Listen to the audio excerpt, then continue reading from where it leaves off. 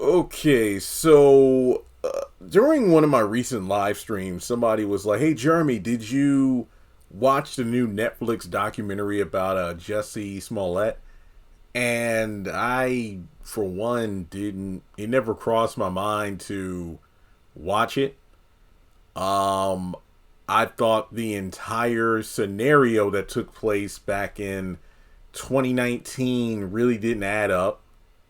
And in terms of the trial that took place, I believe in 2021, I was shocked in terms of, well, how Jussie stuck to his. That's the one thing I'll give him. I did think this was just a setup, a hoax, or whatever you want to call it. But he stuck to his story.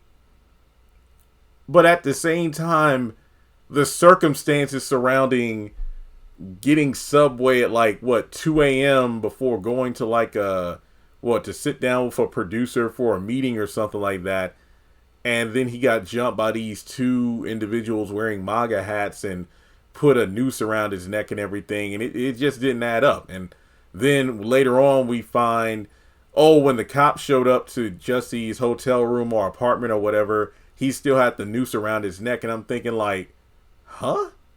Because if I was in a situation where someone tried to, like, I don't know, chain me up or something, and either they did it as like, a stunt, not a prank, but like a stunt, just to like, oh, these are some white guys just trying to scare some black dude on the street.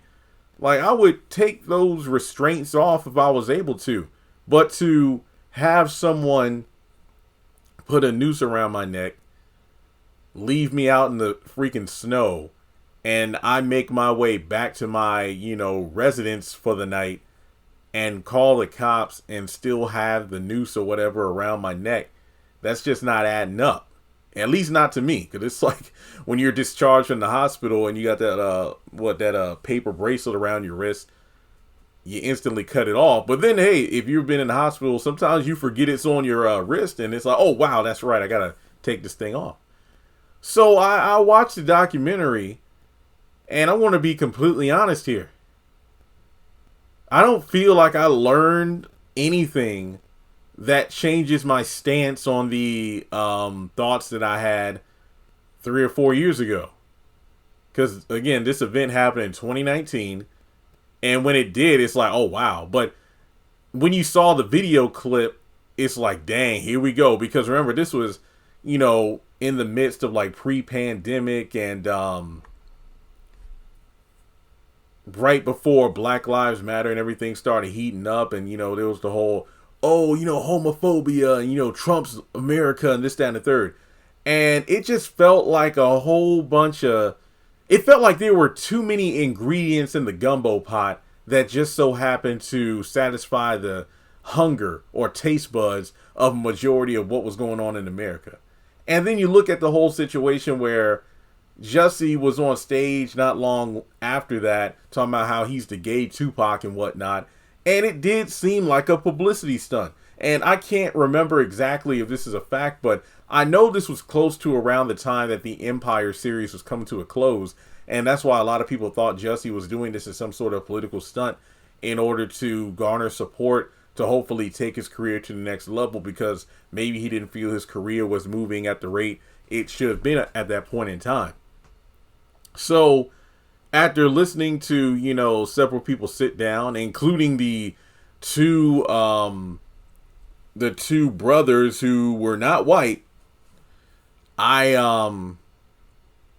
don't know, because for one, I've seen enough, crime shows and whatnot to know that if I ever wanted to pull a stunt like this or a murder or whatever, first of all, you don't buy all of the quote unquote equipment at one place. Like, okay, here's a ski mask, here's a shovel, here's a rope, here's some cement mix. It's like you gotta like not leave a paper trail, like, pay in cash or, buy stuff from different areas around town or something. You just don't buy everything in one spot. It's like, that's an instant paper trail to your arrest. And, then they brought up things like the check that Jussie wrote out for him. And, oh, yeah, we actually go back a while. And we have a past friendship, and this entire stunt was to gain publicity. And then when you get to the court case, I mean, I was shocked he was let out of jail. I mean, because it just seemed pretty cut and dry to me. I don't know. I don't know. I just feel like in terms of everything, it felt like I sat through 90 minutes of nothing.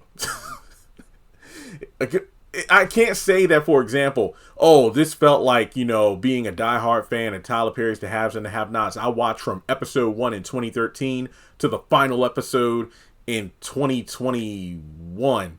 And then I was disappointed because at the end of the show, everybody just died except for one person. So it felt like a waste of time. But the difference was I was actually invested in the show from the beginning.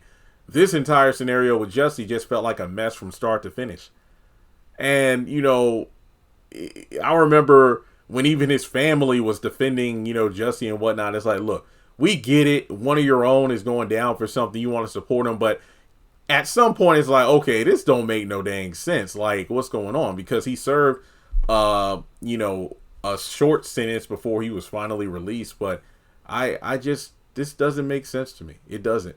And to be honest, once everything was all said and done and he was released from jail, I would have thought he would have just kept a lower profile. I remember one of his first appearances, because I know Shade Room or somebody posted about it. He was on Sway in the Morning talking about the situation, still claiming his innocence and that it was a legit attack, not a hoax. But it just, I don't know. It just felt like, I think this entire scenario did more harm than good, because I can't really gauge the public's opinion on this. I mean, cause it was released just 1 or 2 weeks ago, but it kind of came and went. I don't think it really made much of an impact. I don't think I saw it trending or anybody talking about it. It's just one of those things where this is just a case better left closed. Like, nobody's really thinking about it. I'm sure anytime Jussie, if he did pop up on some sort of platform, it'd be the first thing people talked about. But it would probably do him good just to kind of not even bring this up ever again, because it's just not a good look. I just feel like this entire documentary did the exact opposite of what it was trying to do in terms of the truth about Jussie Smollett. Well, what exactly is the truth? Because I feel like this is just more confusion than anything else.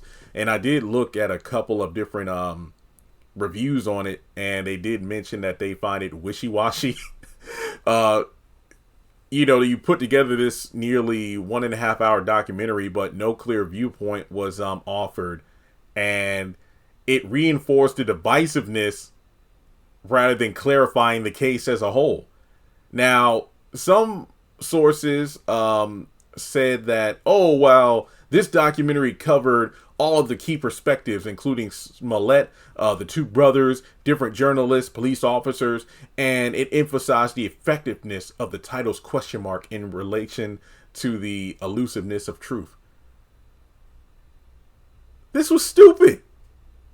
It just feels like it was trying to make this some sort of huge mystery, but it just solidified that even when the truth is right in front of you, people will choose to see and believe what they want. I mean, I did see one tweet where it talks about, look, after watching this documentary, pretty much, not to sound like Joker, we live in a society now where these two sets of truths can exist next to each other. And if nothing else, this just bounced around the different perspectives that are leaving people skeptical.